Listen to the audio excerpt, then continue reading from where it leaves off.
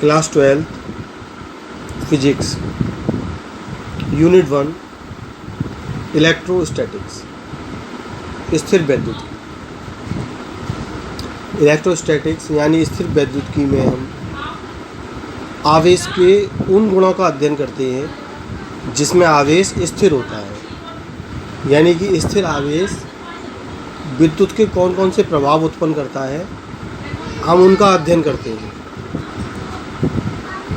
स्थिर आवेश के साथ कौन कौन से विद्युत के गुण, कौन कौन से विद्युत घटनाएं होती हैं, उनका अध्ययन हम भौतिकी की जिस शाखा में करते हैं उसे स्थिर वैद्युतिकी कहा जाता है।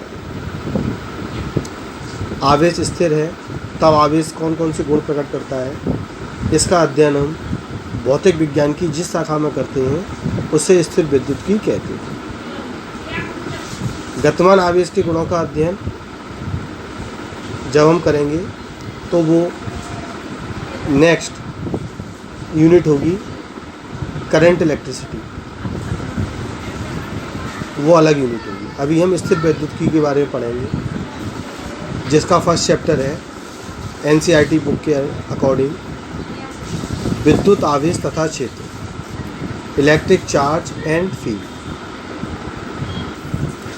विद्युत आवेश तथा क्षेत्र, इलेक्ट्रिक चार्ज एंड फील्ड। तो सबसे पहले विद्युत आवेश के बारे में जानें।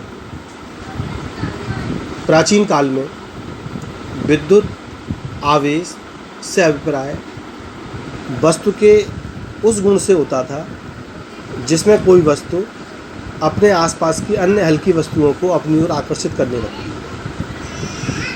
एक वैज्ञानिक थेल्स थे जिसके अनुसार आवेश किसी वस्तु का वह गुण होता है जिसके कारण कोई वस्तु अन्य हल्की वस्तुओं को अपनी ओर आकर्षित करने लगती है।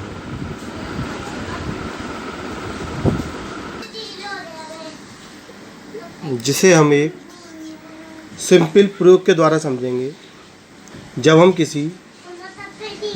किसी पेन को या कंघी को अपने बालों से रगड़कर कागज़ के हल्के हल्के टुकड़ों की ओर ले जाते हैं तो हम देखते हैं कि वो कागज़ उस पेन की ओर आकर्षित हो रहे हैं, जैसा कि आपने इसमें देखा।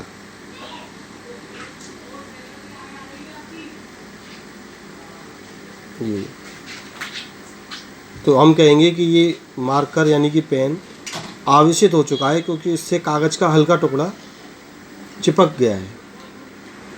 इस प्रकार हम कहेंगे कि इस पेन पर आवेश आ चुका है और ये आवेशित हो गया है। ये आप देख पा रहे हैं।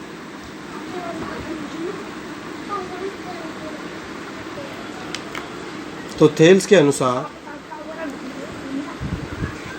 आवेश किसी वस्तु का वह गुण है जिसके कारण कोई वस्तु अन्य हल्की वस्तुओं को अपनी ओर आकर्षित करती है। जैसा अभी आपने देखा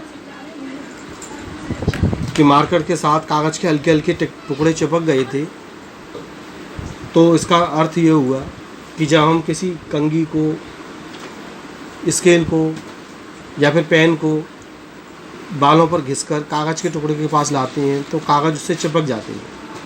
ऐसे ही शादी पार्टियों में यदि किसी बैलून को सिर से घिसकर दीवार पर लगा दिया जाए तो वो वहाँ चिपक जाता है।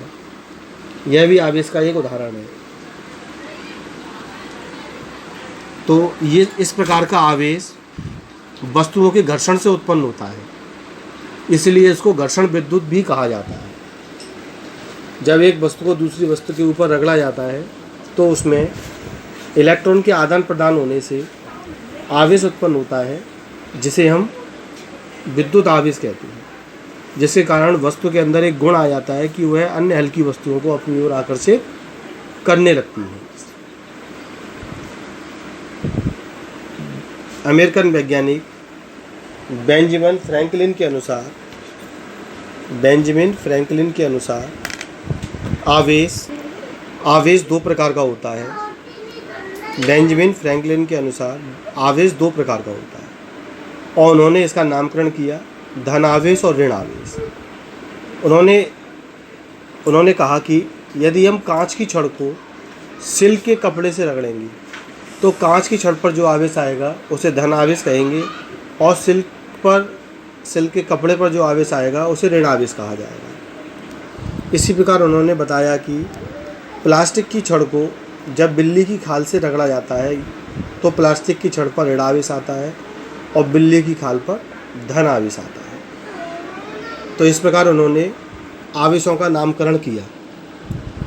तो वैज्ञानिक फ्रैंकलिन ने बताया कि आवेश 2 प्रकार के होते हैं, और उन्होंने बताया कि यदि कोई वस्तु अन्य हल्की वस्तुओं को अपनी ओर आकर्षित नहीं कर रही होती तो इसका अर्थ ये होता है कि उस पर कोई आवेश नहीं है, अतः उसे उदासीन कहा जाता है।